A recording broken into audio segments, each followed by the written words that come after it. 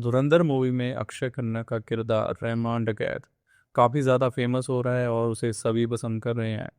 लोग ये तक कह रहे हैं कि अक्षय खन्ना ने सबको ओवरशैडो कर दिया और वो सबसे खतरनाक कैरेक्टर थे धुरंधर में। बट अगर मैं कहूँ कि उससे भी खतरनाक कैरेक्टर वहाँ मौजूद था, बट किसी को दिखा ही नहीं, या उसे लिखा ही इस तरह गया है कि वो किसी को एक बार में नज़र ना आए। जी हाँ, मैं बात कर रहा हूँ उस कैरेक्टर की जिसकी तारीफ बहुत कम हुई है बट वो डिज़र्व बहुत ज़्यादा करता है। मैं बात कर रहा हूँ मेजर इकबाल, जिसे अर्जुन रामपाल ने प्ले किया है। मेजर इकबाल एक ऐसा कैरेक्टर है जिसके बारे में बहुत कम बातचीत हो रही है, बट मैं कहूँगा ये सिर्फ धुरंधर 2 रिलीज़ होने से पहले तक की बात है। और उसके बाद जिसकी बात होगी वो हो गए सिर्फ मेजर इकबाल। बड़े साहब सबसे ज़्यादा ताकतवर माने जा रहे हैं धुरंधर में, बट उनके बाद अगर कोई वहाँ पर सबसे ज़्यादा ताकतवर है तो वो है मेजर इकबाल, जो आईएसआईएस का चीफ है। क्यों इतना ज़्यादा ताकतवर है और क्यों आदित्य धन ने उन्हें धुरंधर 2 के लिए बचा कर रखा, इसके बारे में आपको डिटेल में बताता हूँ। रहमान डकैत का कैरेक्टर एक गुंडा है, गैंगस्टर है, जो बहुत ही ज़्यादा इगोइस्टिक है और उसे एक सबको दिखना बहुत पसंद है। वो एक अटेंशन सीकर है। बट वही मेजर इकबाल का कैरेक्टर छुप कर काम करता है, ज़्यादा आवाज़ नहीं करता बट चीज़ों को एग्जीक्यूट करता है।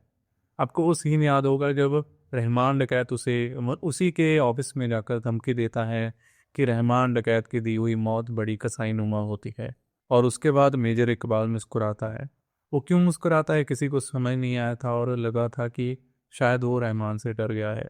बट रियल बात यह है कि वो जिसे रहमान धमकी दे रहा है उसने सारी कसाईनुमा चीज़ों की हद पार कर दी है। उसने अपनी ज़िंदगी में इतनी चीज़ें की होंगी, इतने लोगों को तड़पाया होगा।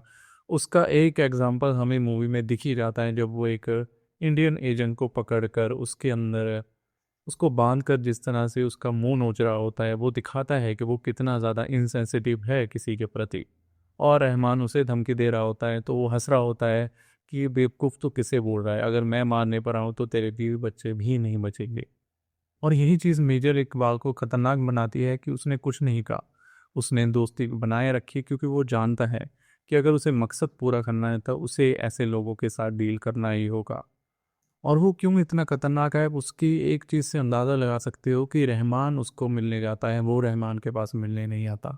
और आपको एक सीन ज़रूर याद होगा जब हमज़ा अली मज़ारी बंदूकों का ऑर्डर देने के लिए बलोचों के पास जाता है और वहाँ का उनका बलोच लीडर उसे बताता है कि आईएसआईएस ने बलोच बच्चों को जहर देकर मार दिया। और ये सीन दिखाता है कि बलोचों को मेजर इकबाल से इतनी ज़्यादा नफरत क्यों है और वो मेजर इकबाल क्यों इतना खतरनाक लगता है उनको। मेजर इकबाल कोई तर्स वगैरह नहीं करता, वो एक सही में साइकोपैथ है जिसके अंदर इमोशन नहीं बचे हैं, और इसीलिए वो इतनी टॉप पोजीशन पर पहुंचा है। आपने देखा होगा जब 26/11 का हमला हो रहा होता है तो वो कितना खुश होता है, दूसरों को चीयर करता है और दिखाता है कि उसने वो चीज़ें हासिल करनी, और जब कोई मर रहा होता है तो उसे मज़ा आता है। और वो कितना खतरनाक है इसी चीज़ की हिंट देने के लिए उसने उज़ैर और हमज़ा को ये दिखाया था कि वो इंडियन एजेंट के साथ क्या कर रहा है, और अगर उसके साथ कोई गद्दारी करेगा तो उसका क्या हश्र होगा। और सबसे खतरनाक विलन मैं कहूँगा धुरंधर में बड़े साहब के बाद अगर कोई हो सकता है तो वो मेजर इकबाल होगा। और रणवीर सिंह अगर किसी से डरता होगा तो वो मेजर इकबाल से। आपको पता होगा कि रहमान डकैत का कैरेक्टर जो है वो थोड़ा इगोइस्टिक है और वो बड़ी इजीली हमज़ा को अपनी गैंग में आने दे देता है। वो ना उसकी कोई पास्ट की वेरिफिकेशन कराता है, ना वो दिखाता है कि उसे कोई परवाह है चीज़ों की। वो एक मामूली सा गुंडा या गैंगस्टर दिखाया गया है जिसे सिर्फ बदला लेना आता है और अपने आप को बड़ा दिखाना आता है। आप रहमान डकैत की ताकत का इतना ही अंदाज़ा लगा सकते हो कि 2 बार तो उसे एसपी असलम चौधरी उठाकर ले जाता है और दोनों बार उसे कोई बचाता है। और वहीं मेजर इकबाल वो इतने बड़ी पोजीशन पर है कि एसपी असलम, रहमान डकैत, जमील जमाली और कितने कैरेक्टर होंगे जो उसके नीचे आते हैं। और अगर कोई हमसा को एक बार में मरवा सकता है तो वो सिर्फ मेजर इकबाल है। और सबसे बड़ी चीज़ जो दिखाती है कि मेजर इकबाल क्यों रहमान डकैत से इतना ज़्यादा खतरनाक है, वो ये है कि मेजर इकबाल के बारे में हमें कुछ भी नहीं पता।